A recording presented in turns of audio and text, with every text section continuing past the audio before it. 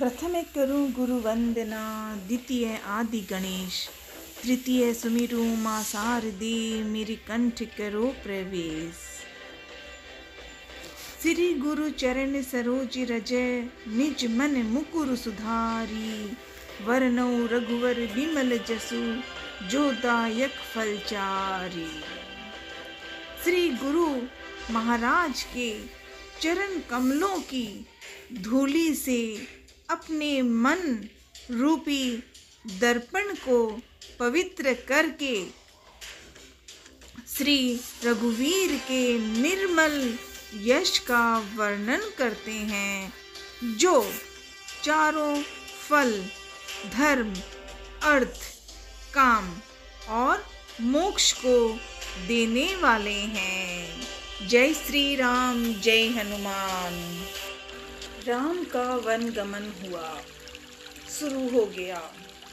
सभी लोग, सभी नगरवासी रथ के पीछे पीछे राम के पीछे दौड़ रहे थे। तो राम जी ने सुमंत जी को रथ आगे बढ़ाने को कहा, क्योंकि उनके साथ सब लोग, पूरी नगरी के लोग वहीं पर राम के पीछे दौड़ रहे थे।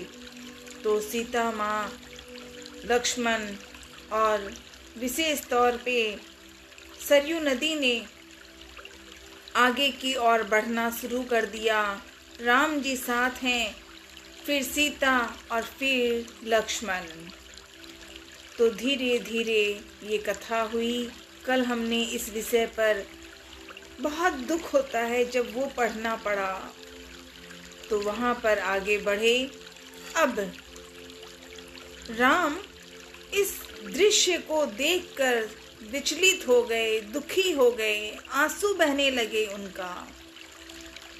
तमसा नदी के तट पर पहुँचते पहुँचते शाम हो गई, देर होने लगा, अंधेरा सा आने लगा। अगली सुबह वे दक्षिण दिशा की ओर चले। गोमती नदी पार करके, विशेष तौर पे गोमती नदी जब पार कर ली थी, तब राम, सीता और लक्ष्मण सरयू नदी के तट पर पहुंच गए। वही सरयू नदी के तट पर आ गए जहां राजा का राज्य था, जहां दशरथ जी वहां के राजा थे।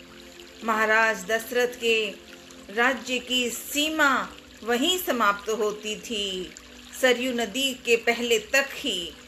इसीलिए महाराजा दशरथ की राज्य की सीमा वहीं पर समाप्त हो गई थी। राम ने मुड़कर अपनी जन्मभूमि को प्रणाम किया, वो अयोध्या नगरी को प्रणाम किया जहां आज राम का राज्याभिषेक की बात थी। और केकई ने 2 वरदान मांगकर सब कुछ बदल दिया। 14 वर्षों के लिए विदा मांगने की तैयारी कर ली राम जी ने, और प्रयास किया कि अब जो होगा देखा जाएगा। शाम होते होते वे लोग श्रृंगवेरपुर गांव में पहुंचे। श्रृंगवेरपुर, जिसमें निषाद राज गृह थे। निषाद राज गृह वही थे जो जाति धर्म नाम के अगर विचार करें तो वो राम से बिल्कुल अलग हैं। लेकिन जब इनके प्यार को, राम की कथा को सुने, निषाद राज और राम की मित्रता को सुने, तो लगता है कि जीवन में सबसे अच्छा प्रेम, भक्ति, रस, अपनापन है तो वो मित्रता है। निषाद राज, आज सुमंत जी वहां पहुंच चुके थे, तो राम जी ने उनको कहा, सुमंत जी को, कि बस अब आप यहीं तक आएंगे, आगे वापस घर जाइए, हम आगे लौटेंगे, हम आगे बढ़ जाएंगे। वहां निषाद राज गृह ने उनका स्वागत किया। जब उन्होंने देखा कि वहां पर श्रृंगवेरपुर में राम जी हैं, उन्होंने आदर किया, नमन किया। अगली सुबह राम ने महामंत्री सुमंत को वापस भेज दिया। कहा कि आप पिताश्री को देखिए, घर पहुंचिए। खाली रथ देखकर नगर वासियों ने तो सुमंत जी को आपस में घेर लेते हैं, चिल्लाते हैं, पूछते हैं, विनती करते हैं कि राम कहाँ है, कहाँ है राम, सीता कहाँ है, लक्ष्मण कहाँ है। लेकिन सुमंत जी कुछ नहीं बोल रहे, क्योंकि बोले भी तो क्या बोले, उन्हें तो सब कुछ पता ही है। सुमंत जी बिना कुछ बोले राजभवन की ओर चले गए। सभी सुमंत ने आने की प्रतीक्षा कर रहे थे, सभी प्रतीक्षा कर रहे थे, लेकिन सुमंत जी ने अकेले ही आना पड़ा, क्योंकि राम ने भेज दिया था। सुमंत की आंखों में आंसू थे, रो रहे थे सुमंत जी, लेकिन उनको तो जो आज्ञा है, जो कर्तव्य है वो करना है, तो वो लौट आए, अयोध्या की ओर वापस आने लगे। अब कहाँ तो राम का राज्याभिषेक की खबरें थी, और कहाँ महाराज के बेचैनी बनी रही। कौन राजा? राजा दशरथ। वन गमन की खबर जब उन्होंने राम के बारे में सुन ली थी, समझ गए थे, तो वो रोने लगे थे, बेहोश हो रहे थे, पर फिर भी प्रयास कर रहे थे कि सुमंत के साथ भेज रहा हूँ, आधे रास्ते तक जाकर फिर लौट के आ जाएंगे तो मन में आया। लेकिन वन गमन के 6ठे दिन राम, सीता और लक्ष्मण वहाँ जो आए वो 6 दिन हो गए। 6ठे दिन राजा दशरथ जी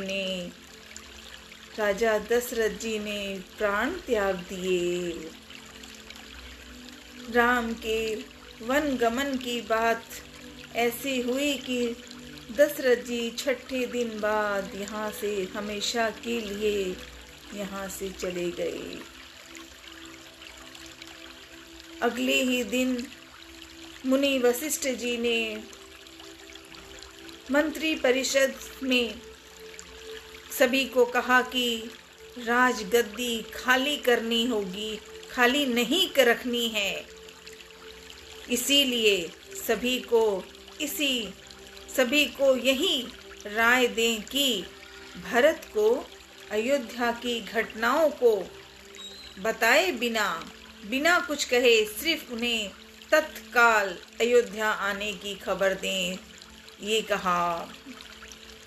राजा दशरथ जी एक झटके में ही 6 दिनों में 6 दिन, क्योंकि जिस दिन राम का राज्याभिषेक की खबर हुई थी तो बधाई और खुशखबरी थी, और जब वो लौट कर आए थे तो कैकेयी से बात हुई, और मिला क्या? और मिला 6ठे दिन दुनिया से दशरथ जी ने विदा ले ली। आज की कथा दशरथ जी के बारे में बोलें तो शब्द नहीं आ रहे, घुट रहा है मन, प्रार्थना कर रहे हैं। और कौशल्या माँ तो बहुत बुरी तरह से रो रही हैं, पर अब करने को कुछ भी नहीं रहा। और सबसे बड़ी बात, दशरथ जी के 4 पुत्र हुए, राम, लक्ष्मण, भरत, शत्रुघ्न। कितनी खुशी हुई कि थोड़े बड़े में उम्र हो गए थे, फिर भी जब बेटा हुआ, 4 बेटे, तो बहुत खुश हुए। और आज राम के वन गमन के बाद 6ठे दिन, सिर्फ 6ठा दिन था और दशरथ जी दुनिया से चले गए। कैसी घटना, किसके बारे में कहें, कुछ कहें, क्या कहें, सबको रोना और रोना और रोना आएगा, आगे कुछ नहीं आ रहा। आज की कथा संक्षेप में बोला नहीं जा रहा। कैसे चले गए दशरथ, कौशल्या मैया कितने प्रेम से राम को, भरत को, लक्ष्मण को, सबको, राम, लक्ष्मण, भरत, शत्रुघ्न और 4 पुत्रियां जो विवाह किया है, उन बहुओं को इतना प्यार करते हैं। आज कौशल्या माँ भी बहुत दुख में रो रही हैं, और वशिष्ठ मुनि जी ने आगे भरत को बुलाने की खबर दी है। सिर्फ बुलाने की, ये नहीं कहा कि यहाँ क्या घटना हुई है, क्यों हुआ, कैसे हुआ।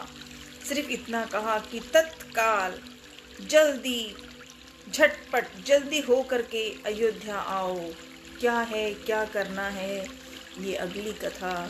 आज का दिन बहुत दुखद और बहुत ही मन को रुला रहा है कि जीवन में रामायण की कथा, श्री रामचरितमानस जब पढ़ते हैं और ये पहला ही जब यहाँ पे दशरथ जी का इस तरह की घटना आ जाए तो जीवन वहाँ पे टूट जाता है, मन में रोना आ जाता है। राजा दशरथ जी को प्रणाम कर रहे हैं। राजा राम, उन्हें अभी तो पिता की खबर ही नहीं हुई है। आज संक्षेप में बस इतना ही बोलते हैं कि ईश्वर कृपा करे, सबके घर में, सब परिवार में खुशियाँ दे और किसी के साथ भी कैकेयी और मंथरा जैसी एक साथ मिलकर कष्ट, दुख या इस तरह की गलत कामें ना करे। यही प्रार्थना।